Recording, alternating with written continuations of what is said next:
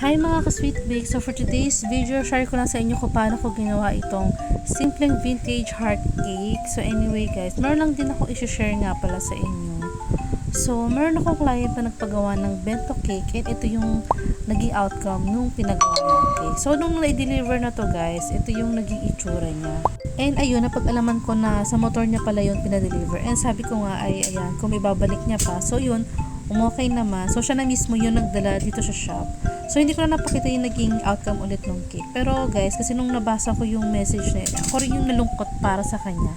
Kasi, alam mo yun, guys, syempre, yung cake nga na pinagawa niya, time heals. So, alam natin may pinagdadaanan yung taong yun. Tapos, ganun pa yung nangyari. Nasira yung cake niya. Kaya talaga nag-insist na ko na kung maibabalik niya, gagawin ko ulit. So, yun lang, guys. Parang, nalungkot lang ako para dun sa tao na yun. Na, diba? So, I hope napasayo ko naman siya na maayos ko ulit yung cake niya. Nakakalungkot lang na may magpagawa sa akin ng mga ganong cake. So, ayun, I hope maging happy ka na sis. And, ayun, stay positive lang talaga guys.